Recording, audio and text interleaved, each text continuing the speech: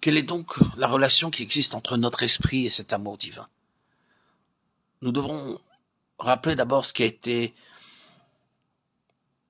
la triple nature de l'homme, le corps, âme et esprit, qui lui avait été donné à sa création, qui fut ensuite désorganisée par la chute. L'âme, siège de la conscience humaine, devait être assujettie à l'esprit, siège de la présence divine.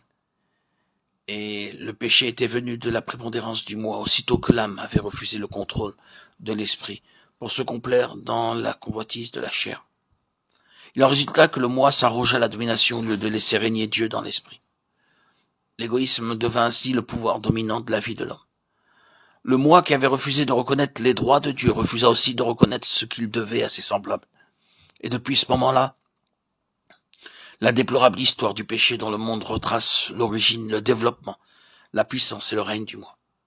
Ce n'est que par le retour à l'ordre originairement établi, ce n'est que quand l'âme cède à l'esprit, la préséance qui réclame, ce n'est que quand on renonce au moi pour laisser entrer Dieu, que l'égoïsme peut enfin être vaincu, et que l'amour pour le prochain découle de l'amour pour Dieu.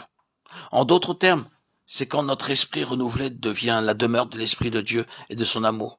C'est quand l'homme régénéré laisse le Saint-Esprit avoir libre cours que l'amour peut de nouveau devenir notre vie et notre joie. À tout disciple, le Maître dit encore aujourd'hui, si quelqu'un veut venir après moi, qu'il renonce à soi-même. Matthieu 16, 24.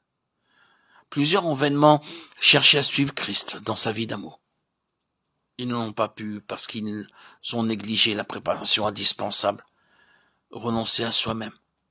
Quand le moi cherche à suivre Jésus, jamais il n'y réussit, car il n'est pas possible d'aimer comme Jésus aime.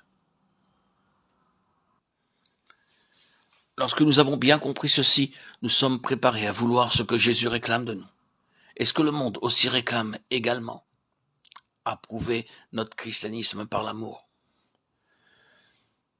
Le changement que nous devrions subir alors est si divin, l'affranchissement du moi et du péché est si complet, la présence de l'esprit d'amour est si certaine et si réelle, et la force qui doit nous faire vivre est si puissante, que l'amour devrait déborder tout naturellement de la vie nouvelle de chaque croyant, et se manifester par l'accomplissement du commandement nouveau. Hélas, il n'en est pas ainsi. Ce qui nous montre une fois de plus combien les croyants sont loin de comprendre qu'ils sont appelés à marcher selon l'esprit, à être réellement animés de l'esprit.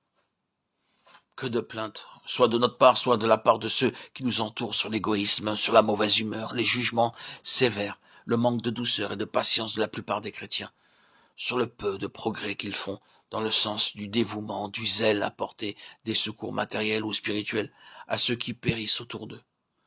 Tout cela prouve qu'on n'a pas encore compris que le chrétien doit posséder l'esprit de Christ, qu'il doit avoir par là même son amour, qu'il doit être une source d'amour toujours jaillissante, prompte à se répandre en fleuve d'eau vive. Nous ne réalisons pas encore tout ce que l'Esprit est chargé de nous communiquer, parce que nous ne l'avons pas reçu pour être en nous ce que le Maître voulait qu'il fût. Nous sommes plus charnels que spirituels.